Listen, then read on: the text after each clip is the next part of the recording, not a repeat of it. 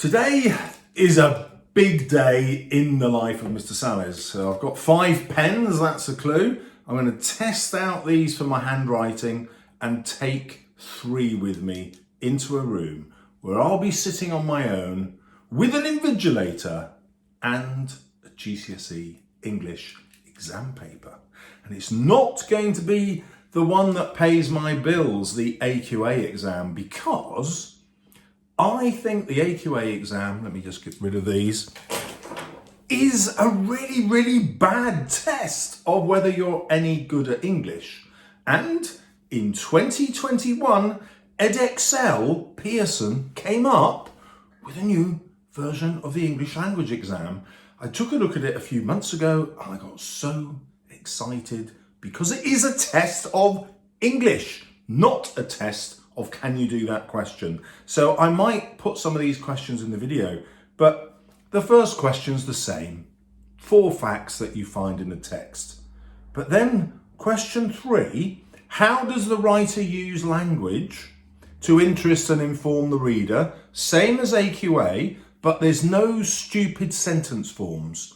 AQA, put it in the question, and then in the examiner's report, they say, oh, by the way, the kids don't have to write that about that because when they do, they write rubbish. Well, that's no good. How many teachers don't know that? And how many students don't know that when they look at the question and then they end up writing rubbish and that mark's gone because there's no more time to write something that would score marks. None of that rubbish here. From lines 15 to 22, identify 2 signs that a person might be unhealthy. No guesswork involved. I've just got to find 2 things. When I found them, I know I've got the marks. The next part of the question, from the extract, identify 2 mistakes people make. I haven't got to go looking for a million things and wonder whether what I'm putting down is right. 2 mistakes. Once I've got them, I can move on. Completely fair test. Next question, an extract. In the extract, the writer tries to persuade people to walk home. Give 3 reasons for your opinion. I've skipped part of the question, but 3 reasons. How many am I going to write? 3. No guesswork involved. I'm not going to fanny about wondering whether I've written enough or not written enough, or what typically happens, teachers give students a method, write 3 paragraphs, write 4 paragraphs, and for most of them, it's not enough. Whereas I'll know. I've got 3 reasons, I've justified my opinion, job done. So excited. For this question, read the whole of the text. In my view, the text shows why health and exercise are important for everyone. Based on your evaluation of the text, how far do you agree? Use examples from the text. So this is the only one where I'm going to have to guess how much I need to write. There are only 12 marks for this, whereas on AQA it's 20 marks. So there are only 12 marks, and I'm going to find 12 reasons because I know that's how exams work. Then we come to the writing question. So on paper 1, we don't do the description and the narrative with Edexcel 2.0. It's the persuasive one. But look, it says write a speech for 16-year-olds. So it's that one at the top. And then it actually gives you 3 lines of the beginning of the speech. So you haven't got to sit around worrying about how to start. How many students do that? How helpful is that? I know exactly how to start. Now, for me as an expert writer, I'm slightly peeved about that because I would obviously write a better start. But what the examiner is saying is, look, chill guys, don't worry about how to start. Just put your arguments together and you will easily be able to do well. And the other great thing about having the start in is it says, look, we're not totally obsessed about persuasive techniques. It's the examples and the way you organise your argument that's going to get you most of the marks. And if you're not a good writer, you're probably not likely to write something worse than this because you read this and it kind of sets the standard. So I'm really chuffed about that. Or you get a choice, Or write a letter of application for a job at a local sports centre. So an actual writing task that you would actually use in real life compared to the describe question, where even the best writers in the world don't spend 400 words describing stuff in their books. It's something that good writers absolutely don't do. And AQA says, there you are, that's your test of English, and it counts for 50% of the marks for the paper. Whereas here, you get a choice, and they're real tasks. Right, vital equipment, 1 coffee. It's just an hour and 10 minutes before my exam starts. I've got to drink this in time so that I don't need the toilet when I'm in the exam, because that'll really disrupt my flow, if you get what I mean.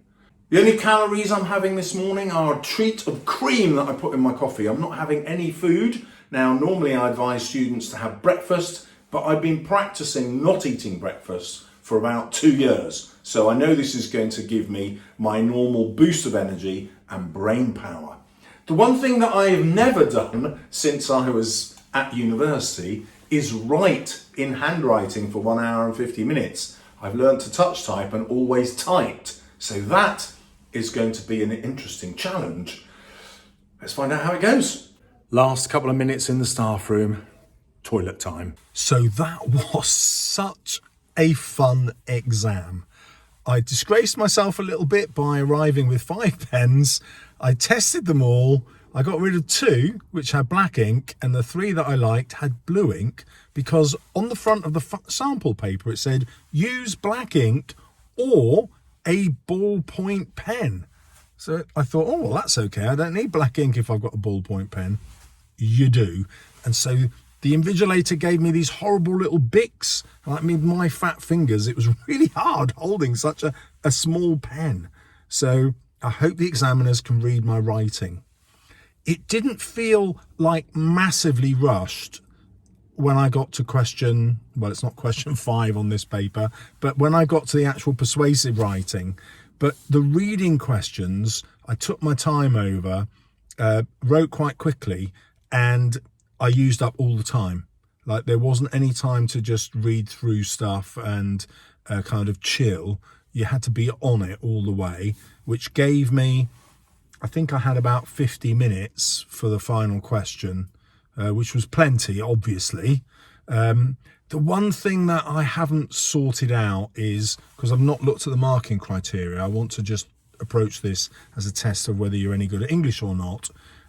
There were quite a lot of command words in the question where you thought, oh, have I covered this and have I covered that and have I covered the other? So that'll be interesting to see when I get my mark back. Will I get 100%? Or will I have missed a keyword? I'm a bit nervous about that, because if the keywords are really difficult to spot, then that makes it a less brilliant exam. It's much more a test of exam technique then, isn't it, than what you can do. I had loads and loads of energy in the exam, and the exam's actually an hour and 50 minutes. Was it an hour and 55? I think it was an hour and 55 minutes, which means you really got time to show your skills. I really appreciated that. I think the AQA exam's too short, an hour and 45. And the other great thing is the invigilator, a guy called Frank, said to me, I'm not supposed to read the paper, but I read it. He said, it's loads better, isn't it, than the ones they do in the school, which, of course, is AQA. That's my whole point. So even if someone who's not in education can see that it's a better exam, I'm hoping it is going to be.